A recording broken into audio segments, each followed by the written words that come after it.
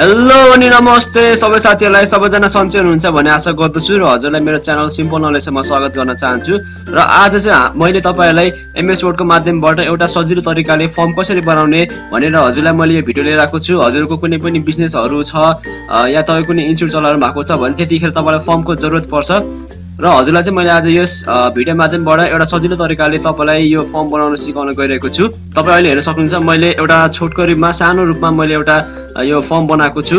हजुरले यतिसम्म फर्म बनाउन सक्नुभयो भने चाहिँ हजुरलाई पछि जुनै पनि अरु फर्महरु हुन्छ या तपाईको कुनै एउटा प्रोजेक्टहरु हुन्छ तपाईले मजाले बनाउन सक्नुहुन्छ र हजुरलाई मेरो भिडियोमा बुझाइरहेको बेलामा हजुरलाई कहीँ कतै बुझ्नु भएन हजुरलाई गाह्रो भयो भने मलाई कमेन्ट गर्नु होला, म हजुरलाई रिप्लाई गर्नेछु र ढिलो नगरी भिडियो सुरु गरौँ।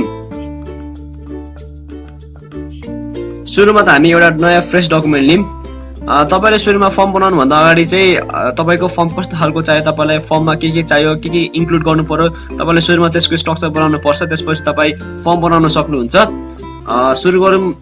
मेरोमा चाहिँ पहिला सुरु म आफ्नो यो पेजमा एउटा बोर्डर हाल्छु।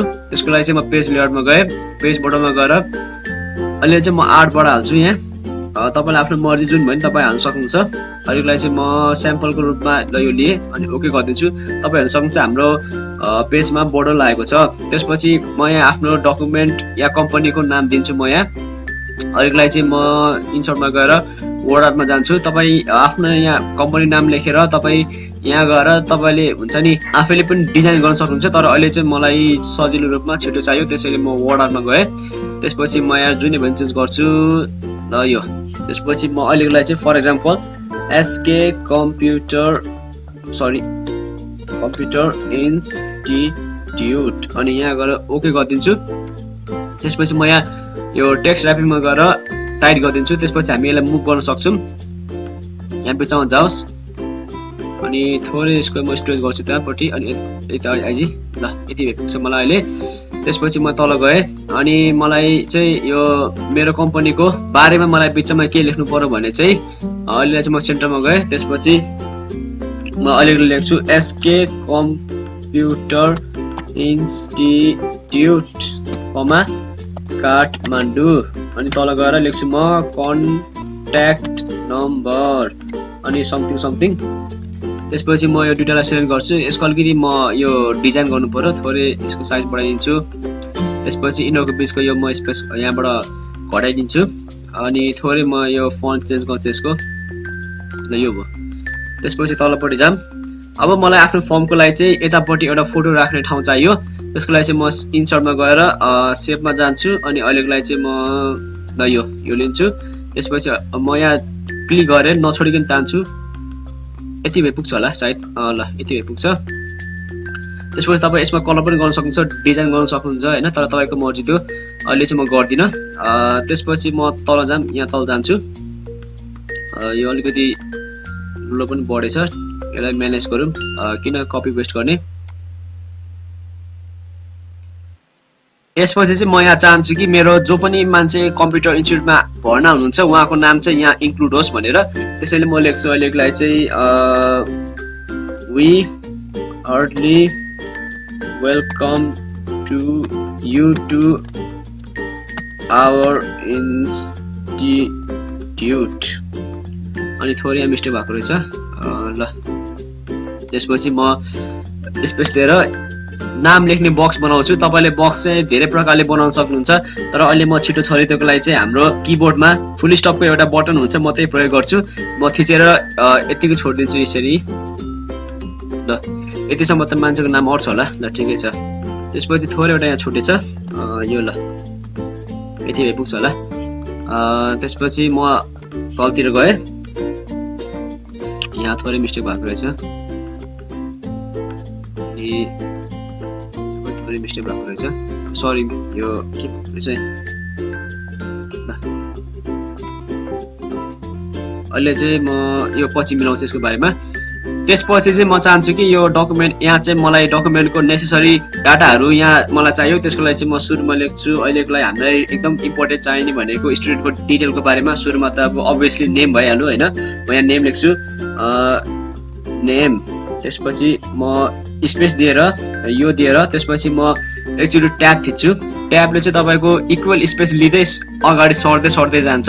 त्यसपछि म अहिलेकै त्यो डट अथवा फुल स्टपको फंक्सन म युज गर्छु। यो थिच्दै जान्छु यसरी। यति भए त पुग्छ होला। त्यसपछि म फेरि तल गए अनि यहाँ फेरि मिस्टेक भएको रहेछ। ओके, पछि म यसलाई मिलाउँछु। त्यसपछि हामीलाई अर्को के चाहिन्छ, डेट अफ बर्थ DOB।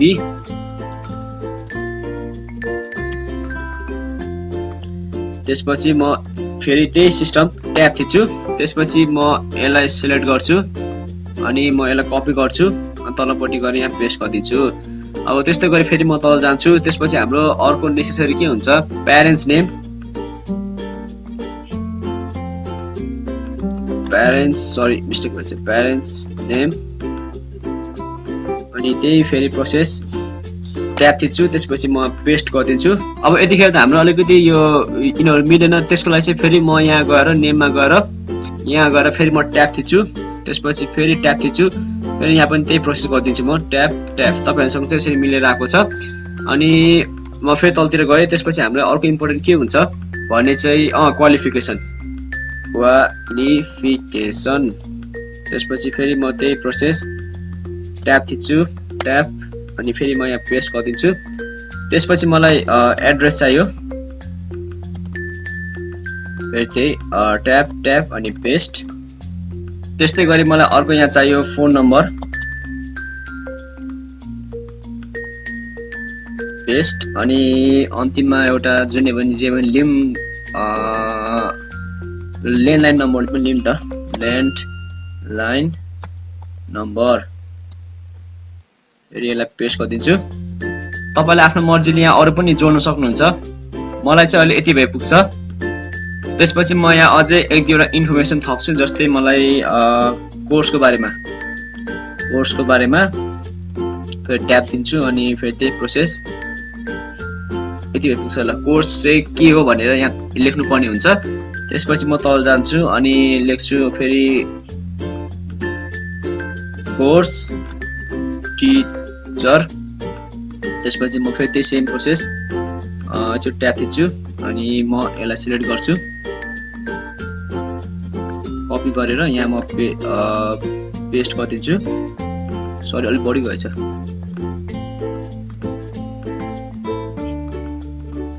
ठिकै छ, यति मैले लिम त ल गरिदिन्छु। त्यसपछि म फेरि यसलाई चाहिँ ट्याब गरिदिन्छु। त्यसपछि फेरि म यहाँ तल गएँ अनि अन्तिममा एउटा जे पनि थप्छु, जस्तै कोर्स ड्युरेसन, कोर्स कतिको महिना हुन्छ भनेर ट्याब अनि पेस्ट। सरी अलिक बढी गएछ फेरि यो।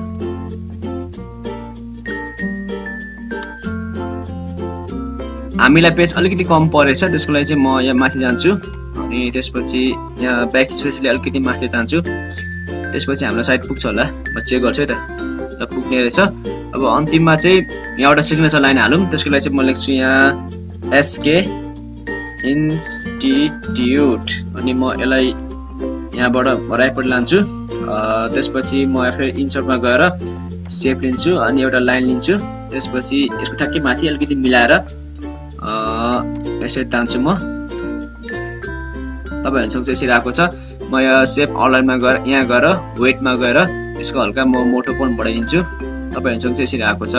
अब तपाई यहाँ अथोराइज पर्सन नै यहाँ उसको सिग्नेचर दिनु सक्छ। त्यसपछि अन्तिममा म रिभ्यूमा गएर यो स्पेलिङ ग्रामरमा जान्छु। त्यसपछि म यहाँ गएर इग्नोर अल गरिदिन्छु। इग्नोर अल मलाई पनि यो इग्नोर रुल गरिदिन्छु। त्यसपछि ओके गरिदिन्छु। तपाईहरुसँग ठ्याक्कै त्यो सबै हराएको छ। हजुर यसरी MS वर्डको माध्यमबाट यसरी तपाई एउटा सानो फर्म बनाउन सक्नुहुन्छ। हुन त मैले अलि निकै रफली बनाएको छु मैले, तर तपाईले यतिसम्म सिक्नुभयो भने चाहिँ तपाईले आफ्नो क्रिएटिभिटी आफ्नै आइडिया लगाएर तपाईले हुन्छ नि आफैले नयाँ खालको एउटा बिल्कुलै नयाँ खालको नयाँ डिजाइनमा तपाईले फर्म बनाउन सक्नुहुन्छ। अन्तिममा एउटा यहाँ छुटेछ, जस्तै मैले चाहिँ यहाँ सानो एउटा लाइन हालेको थिएँ। त्यो चाहिँ अलिकति राम्रो खालको डिजाइन देखाउनलाई तपाईले अब हाल्नु मन नहाल्नु हैन। म चाहिँ अहिले तपाईहरुको लागि भनेर हाल्दिहाल्छु, किन यसलाई छुटाउने। त्यसपछि म यहाँ गएर यतापट्टि यसलाई तान्छु यसरी त्यसपछि म यसको पनि मोटोपन बढाइदिन्छु, अलि ठुलै बढाइदिनु पर्यो यसलाई। अनि यसको म कलर गरिदिन्छु रातो। तपाईँ हेर्नुहुन्छ अलिकति चिटिक्क परेर आएको छ। हजुरले यसरी बनाउन सक्नुहुन्छ। हजुरलाई मैले अहिलेसम्म यहाँसम्म सिकाउँदाखेरि चाहिँ हजुरले काहीँ कतै बुझ्नु भएन भने मलाई कमेन्ट गर्नु होला। र आज चाहिँ यति नै। म हजुरलाई चाँडै नै अर्को भिडियो मार्फत भेट्नेछु। हजुरलाई काहीँ कतै बुझ्न गाह्रो भयो भने मलाई कमेन्ट गर्नु होला, म हजुरलाई रिप्लाई गर्नेछु। र हजुरलाई मेरो भिडियो मन परेमा लाइक, कमेन्ट, सेयर र सब्स्क्राइब पनि गरिदिनु होला। म हजुरलाई चाँडै नै अर्को भिडियो मार्फत भेट्नेछु। तबसम्म मलाई बिदा दिनुहोस्। हस्त नमस्ते।